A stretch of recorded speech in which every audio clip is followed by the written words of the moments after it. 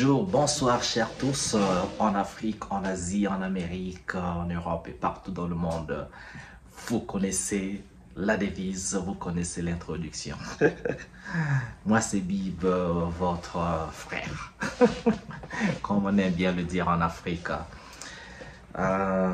Aujourd'hui on va faire une vidéo qui va parler de comment est-ce que la démocratie a tué certaines valeurs en Afrique. Et on va aller particulièrement au Congo-Brazzaville. Pourquoi le Congo-Brazzaville? Eh bien, parce que au Congo-Brazzaville, il y avait dans les années 80, il faut peut-être dire dans les années après les indépendances, les années 60, 70 jusqu'à aux années 90, un mouvement qu'on appelait MNP en sigle et qui voulait dire Mouvement National des Pionniers. Pionnier étant donc l'élève, étant donc l'étudiant, la personne qui fréquente l'école primaire, le collège, le lycée en particulier. Alors, en quoi consistait donc le MNP, le Mouvement National des Pionniers? On va y revenir. Vous savez que le Congo, et comme beaucoup de pays d'Afrique, à l'exception de l'Éthiopie, ont été colonisés par les Français, donc la France, l'Allemagne, colonisée par le Portugal, l'Espagne, l'Italie, qu'est-ce qui manque? Voilà, ça ce sont, et l'Angleterre, ok? Donc partout on parle français, vous savez qui a colonisé? L'anglais, l'espagnol, le portugais, bon peut-être plus l'allemand parce que l'Allemagne avait été dépossédée de ses colonies après la Deuxième Guerre mondiale. Et donc, sortie vaincue, l'Allemagne n'avait plus le droit d'avoir des colonies en Afrique selon ses cousins européens. Avant l'arrivée des Occidentaux en Afrique, l'Afrique, en tant que continent, était constituée des empires, des royaumes, des clans. On ne parlait pas d'État, on ne parlait pas de pays ou de nation. Les gens s'organisaient en clans, en tribus, et les gens dans leurs royaumes, dans leurs empires, avaient une certaine organisation. Et dans beaucoup de ces pays, les valeurs culturelles étaient de mise. Les valeurs culturelles étaient toujours en avant, servaient de guide, comment est-ce qu'on pouvait mener une société. Au niveau des peuples bantous, surtout l'Afrique centrale, le Congo, les deux Congos, Congo-Brazza, où il faut repartir le royaume Congo, ou encore le royaume Teke, ou le royaume Luango, on avait quelque chose qu'on appelait le Mbongi. Le Mbongi, c'était donc dans la cité ou dans le village, il y avait une case particulière au milieu, à un endroit particulier du village qui servait donc d'endroit où les anciens pouvaient régler les affaires de la société, c'était où on pouvait passer l'héritage culturel, les philosophies, l'enseignement également. C'était un endroit qui servait également de palais de justice. Quand il y avait des problèmes, eh bien, il fallait que les sages, le chef du village ou le chef de la cité ou le roi, on pouvait régler les problèmes avec tous les dignitaires. Et donc, ça se passait en cet endroit avec des codes bien définis. Avec l'arrivée des Occidentaux et avec l'arrivée de la colonisation, tout fut corrompu. On nous changea, on nous ajouta des noms. Nous avions dans le temps les noms, voilà, des noms de chez nous. On a créé donc les noms, le prénom et le nom. Devait donc s'appeler Robert, Ghislain, tout ça. Donc le prénom c'était le nom des colons et le nom de famille c'était donc nos noms à nous. non, non culturelle, non qu'on a toujours porté, qui retraçait la appartenance clanique depuis des siècles et des siècles. Et donc tout devait changer. On nous imposa un système d'éducation, on nous imposa plein de tout, des trucs et beaucoup de courants. Alors le Congo traversa, les courants traversa toutes les atrocités, toutes les injustices qui vinrent avec la colonisation. Et donc, une autre chose que le Congo traversa, c'était donc le communisme. Eh oui, le Congo était à une époque donnée, le Congo-Brazzaville, devenu Congo communiste. Et donc ce Congo n'était pas appelé République du Congo, il était appelé République populaire du Congo, à l'instar de la République populaire de la Chine. On s'appelait populaire, c'est pas parce que nous étions populaires, c'est pas parce que nous étions nombreux, mais parce qu'en ce temps, le Congo comptait peut-être 3 ou 4 millions d'habitants. Aujourd'hui, le Congo-Brazzaville en compte à peu près 5 ou 6 peut-être, ok, y compris les étrangers. Et donc, dans ce Congo communiste, c'était le Congo d'un seul parti politique. Et le parti politique, c'était le PCT, Parti congolais du travail, qui est d'abord un parti qui existe jusqu'à ce jour. C'est un parti majoritaire, c'est un parti, le parti donc de l'actuel président de la République. Et donc, c'est le parti au pouvoir, comme on le dit. Mais ce parti a commencé parce que l'actuel président est au pouvoir depuis 1979 avec une pause de 5 ans entre 1992 et 1997. Mais sinon, il est au pouvoir depuis 1979. C'est lui avec son parti toujours là. Et donc, pendant cette époque communiste au Congo, le pays devait refléter les valeurs communistes. Je ne suis pas un expert du courant communiste, ni socialiste, ni quoi que ce soit, mais les communistes, le communisme était donc basé sur des valeurs que moi je respectais. Je vais vous lire tout à l'heure ce truc sur le mouvement national des pionniers. Et donc, le communisme, à l'instar de la Chine qui était communiste, à l'instar de l'URSS, donc dans le temps, avant on ne disait pas Russie, on disait l'URSS, dans l'Union soviétique, qui était aussi communiste. Donc, dans un régime communiste, nous devions refléter donc des valeurs communistes, qui étaient donc à l'opposé du capitalisme occidental, par exemple, de l'autre côté, et ou encore de ce régime démocratique ou encore bon, socialiste.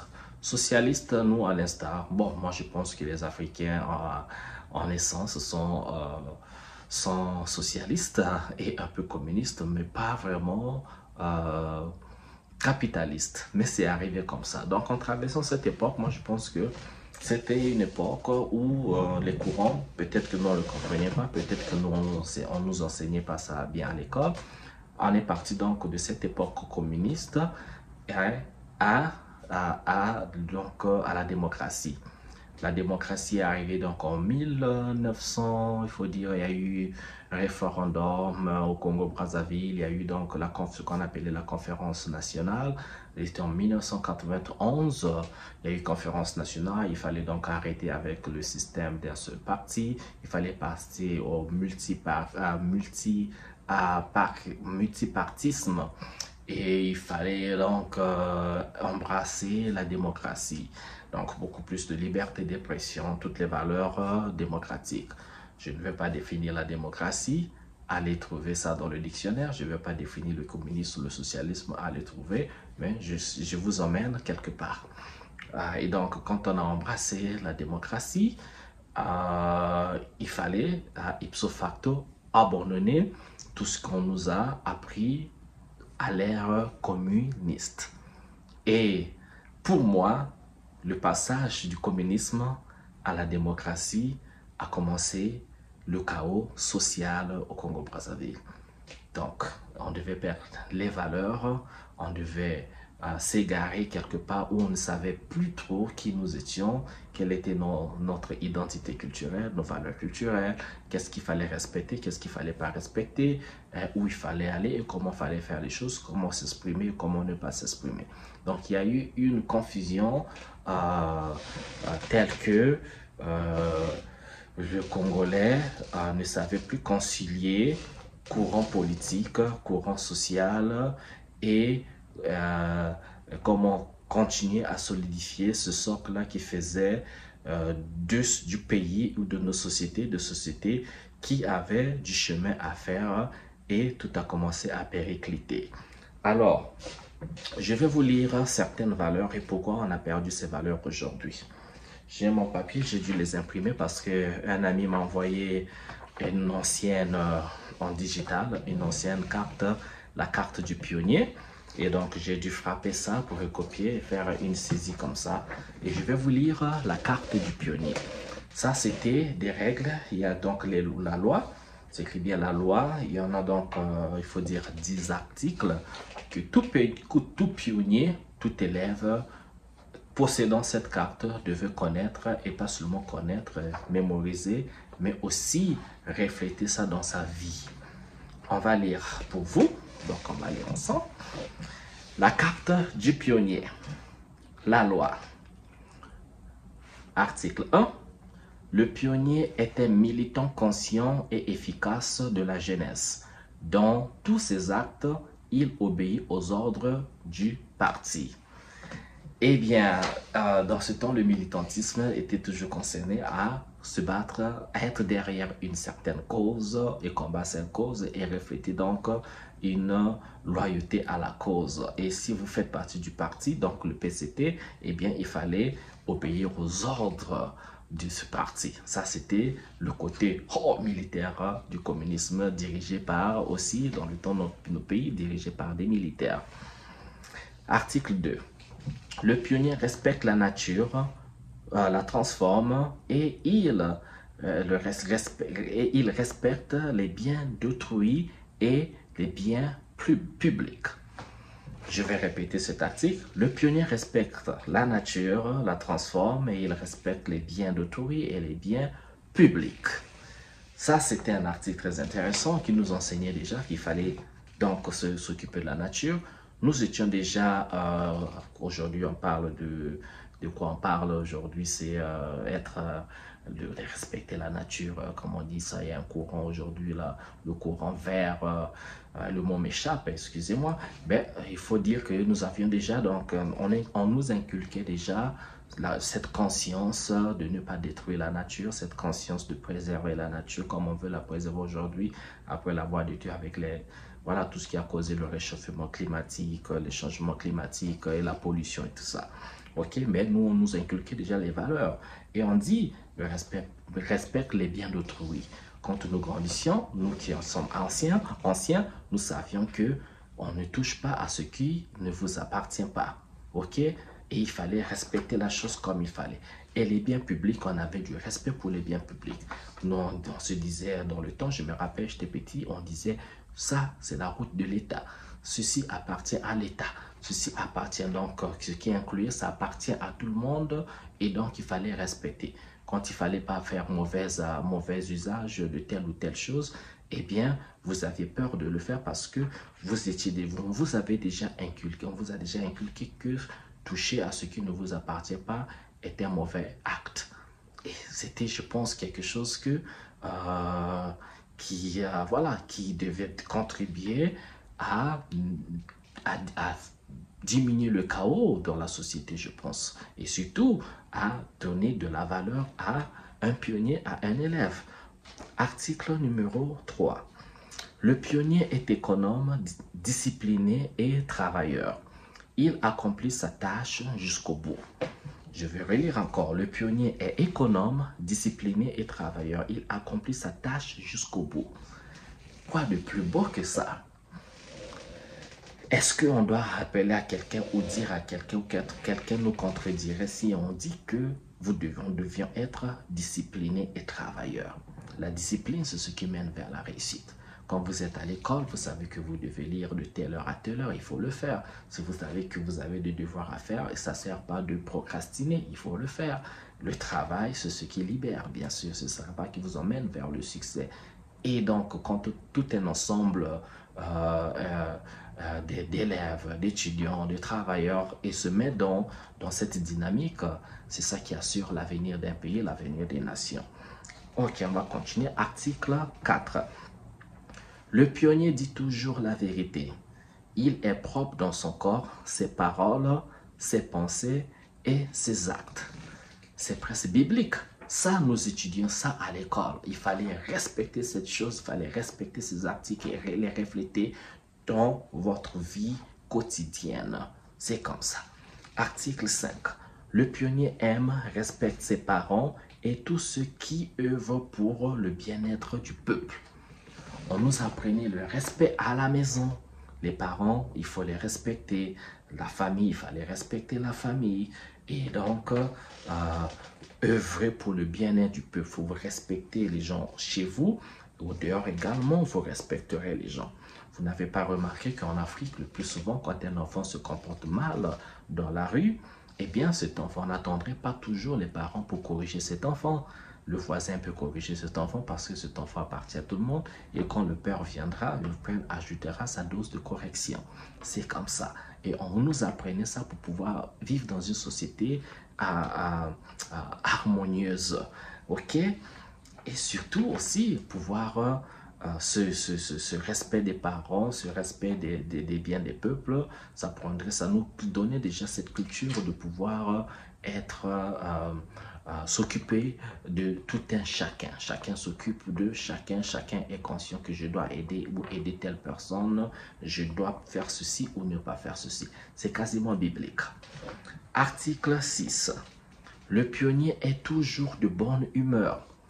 Il aime et aide ses camarades. De bonne humeur, je ne sais pas, mais c'est une goutte de motivation. Vous pouvez avoir des problèmes, c'est pas vrai qu'on est toujours de bonne humeur, mais je pense qu'on vous encourage de toujours être de bonne humeur. Et on vous dit, il faut aider ses camarades. Ses camarades ici, plus par les amis, et pas les voisins. Il faut être serviable. Article 7. Le pionnier se dévoue pour son pays. Il est foncièrement anti-impérialiste et anti-capitaliste. Eh bien, nous étions dans le communisme parce que l'impérialisme qu'aujourd'hui, beaucoup de panafricanistes, beaucoup de gens sont critiques d'ailleurs parce que nous sommes arrivés à la colonisation à cause de l'impérialisme. Donc, l'expansion d'un pays, d'une puissance, d'une nation qui a une certaine puissance qui veut donc annexer d'autres territoires. Nous sommes arrivés à la colonisation par l'impérialisme. Nous sommes arrivés, et quand on parle du capitalisme, nous sommes arrivés au capitalisme par la division de la famille, où les biens ne devaient plus appartenir à un ensemble, mais c'était individuel. Donc la réussite individuelle devenait plus importante que la réussite collective. D'où aujourd'hui, dans les systèmes capitalistes, on voit dans des pays capitalistes, eh bien, des gens qui sont dans la rue, des clochards. Vous ne verrez pas des clochards en Afrique parce qu'on sait partager. Là-bas, il y a beaucoup plus l'individualisme prône sur la collectivité. Chacun pour soi, Dieu pour tous. Pour ceux qui habitent en Occident, vous savez de quoi je parle. Eh bien, nous, on nous inculquait déjà être anti-impérialisme, être anti-capitaliste. Parce qu'il fallait que tout le monde mange à la même heure, au même niveau. Il fallait que tout le monde ait une voiture, une maison. Il fallait bien que les ressources soient bien partagées entre les personnes. Article 8. Le pionnier devant la révolution, la soutient fermement, l'anime et honore ses héros. Eh bien, la révolution, c'était des mouvements comme ça. Quand il fallait changer voilà, un décret qu'on trouvait inique, par exemple, ben, il fallait se lever pour changer la chose. Et bien sûr, la révolution aussi constituait donc, par exemple, le parti PCT, qui était déjà un mouvement, qui était un parti, mais c'était déjà un mouvement. Tout ce qu'il faisait, c'était révolutionnaire. Il fallait que tout le monde se mette derrière le parti pour soutenir l'action révolutionnaire du parti. Et quand on dit honore ses héros, Moi, je suis tout à fait d'accord avec ça. Mais nous, on a oublié ces valeurs parce que honorer ses héros, c'est pouvoir se dire que, tiens, un jour, il fut une personne au nom de Marie Ngouabi qui a contribué donc à combattre l'exploitation des ressources par une firme étrangère, par exemple. Il faut l'honorer. Il y a eu par exemple Émile Biayenda qu'il fallait honorer. Il y a eu tel ou tel héros qu'il fallait honorer. Il y a eu Thomas Sankara, il y a eu Mandela, de ces héros. Donc on nous cultivait déjà cet esprit-là de pouvoir ne pas oublier les martyrs et faire à ce que tout le monde pouvait avoir sa place dans l'histoire. Alors, article numéro 9. Le pionnier accepte la critique et l'autocritique comme moyen de se perfectionner. J'adore cet article. Le pionnier accepte la critique et l'autocritique comme moyen de se perfectionner. Ouh là là, aujourd'hui, vous savez, hein, la critique est une bonne chose. Nul n'est parfait, personne n'est parfaite. Et donc, critiquer, vous savez, la critique est très très mal acceptée aujourd'hui. Hein. Critiquer, c'est dire ce qu'il y a de positif, aussi dire ce qu'il y a de négatif. Et le but, c'est toujours permettre à Pression de faire une petite introspection, de voir qu'est-ce qui a marché et qu'est-ce qui n'a pas marché ou qu'est-ce qui peut améliorer en général. Bon, la critique est aujourd'hui, monsieur, vous me critiquez, pourquoi vous me critiquez? Toi, c'est qui? Toi, c'est qui? Tu me connais, tu me connais? Bon, bien sûr, il y a aussi une méthode dans la critique. Comment est-ce que la critique elle est donnée, là, cette critique? Est-ce que c'est avec quel ton? C'est avec quel accent? C'est avec quelle humeur aussi? Est-ce que c'est agressif ou pas? Quand c'est agressif, ça peut aussi voilà, mettre une personne à la défensive et ne pas accepter la critique. Et l'autocritique aussi, est-ce qu'on doit vous expliquer ça, qu'une personne doit toujours faire une expression, une personne doit se regarder dans le miroir et savoir faire la part des choses? Qu'est-ce que vous avez fait de bien? Qu'est-ce que vous avez fait qui n'était pas bien? Peut-être que vous avez utilisé une mauvaise parole, vous avez peut-être mauvaise parole, vous avez peut-être insulté une personne et vous savez qu'en insultant une personne, ça ne va pas aller. Et donc, vous devez vous dire, ben, j'ai fait du mal aujourd'hui, demain, je devais peut-être plus le faire. Donc, je pense que ces valeurs qu'on nous cultivait, qu'on nous inculquait, nous développaient un caractère en nous. Alors, on va prendre le dernier article, l'article 10. Le pionnier soutient la lutte pour la paix, la liberté, l'amitié entre les peuples. C'est très beau ça. Le pionnier soutient la lutte pour la paix, la liberté, l'amitié entre les peuples. Ça, c'est l'article 10 de la carte du pionnier. Les gars, ce sont ces genres de valeurs qu'on nous inculquait. Tout n'est pas à prendre, tout n'est pas à laisser non plus. Dans ce que j'ai lu, il y a plein de choses qu'on pouvait garder, mais je vous assure, à l'arrivée de la démocratie, les gens ont confondu démocratie avec libertinage. On dit démocratie, oui, je peux aller dans la rue, je peux insulter qui je veux, je suis libre de dire ce que je veux, si je veux être respectueux ou ne pas être respectueux, ça n'engage que moi, c'est ma liberté. C'est comme ça qu'on a dérouté nos sociétés. Donc, nous sommes partis de ce genre de valeurs. Nous sommes partis de ça à ce que nous voyons aujourd'hui. Rien de tout ceci n'est enseigné dans les écoles. Que vous allez dans les écoles primaires, au collège, vous allez au lycée, l'université, il n'y a rien. Le sens du travail n'existe pas. À l'université, vous pouvez vous rendre compte, je vais vous dire, moi je suis passé par là, j'en ai vu. Il y a des étudiants qui achètent des notes aux professeurs. Il y a des professeurs d'université qui vendent des notes. Il y a des filles étudiantes à qui on fait du chantage par les professeurs. Si elles n'ouvrent pas les quiz, eh bien, elle n'aura pas de notes pour passer à l'année supérieure. Ça existe et c'est pas seulement à l'université, parce que là-bas, c'est pire, parce que l'université, c'est le haut sommet. On est censé avoir des étudiants, des cadres, c'est là qu'on forme des cadres, c'est là l'avenir de la nation. Après l'université, il n'y a plus rien. Et si vous arrivez au lycée, au collège et plus bas, les gens ne connaissent pas l'histoire. pour la plupart du temps. On ne connaît pas nos héros puisqu'on n'a pas de statues de nos héros dans nos villes. Quand vous arrivez au Congo-Brazzaville, au centre-ville, vous allez trouver la plus grande statue.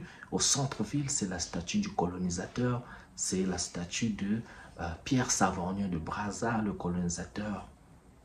Il n'y a pas de statue du roi Makoko, de Nkimpa Vita, de Renard Matsoa, de tous nos héros. Lumumba, par exemple, Kwame Nkrumah, par exemple. Il n'y a pas de statue de ces gens-là quand vous sillonnez. Il y en a encore d'autres, mais il faut vraiment les chercher. OK? Donc, qu'est-ce faut-il encore ajouter dans ces valeurs? C'est ce qu'on nous apprenait avec la démocratie. Si vous êtes dans ces pays-là, eh bien, vous savez de quoi je parle. Les jeunes sont perdus. La collectivité n'existe pas parce qu'on a dit, bon, il fallait combattre les valeurs communistes. Donc, il fallait donc se mettre à être capitaliste.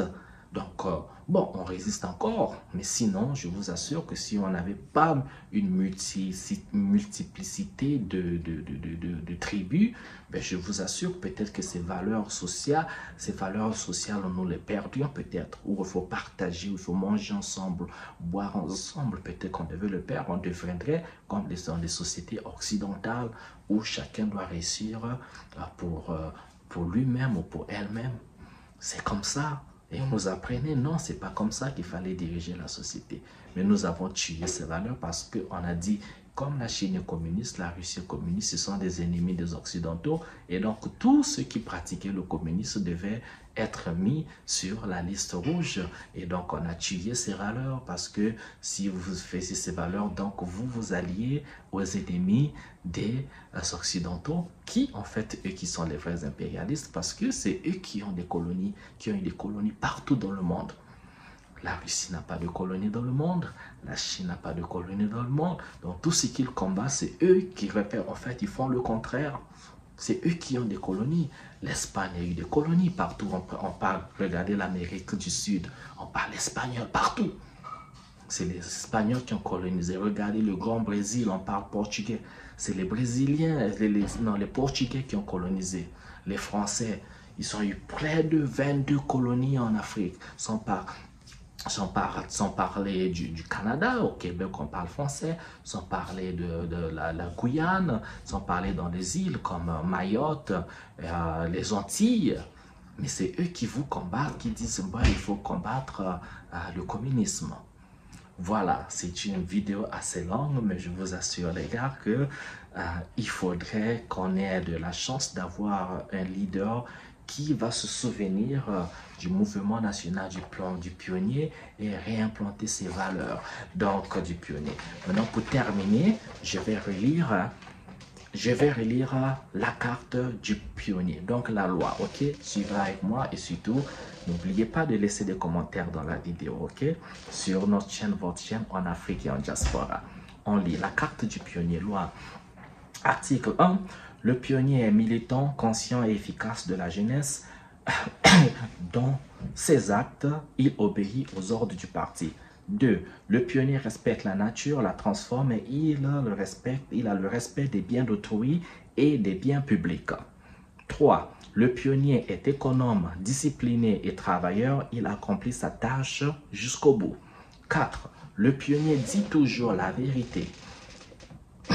Il est propre dans son corps, ses paroles, ses pensées et ses actes. 5. Le pionnier aime, respecte ses parents et tous ceux qui œuvrent pour le bien-être du peuple. 6. Le pionnier est toujours de bonne humeur. Il aime et aide ses camarades. 7. Le pionnier se dévoue pour son pays. Il est foncièrement anti-impérialiste et anticapitaliste. 8.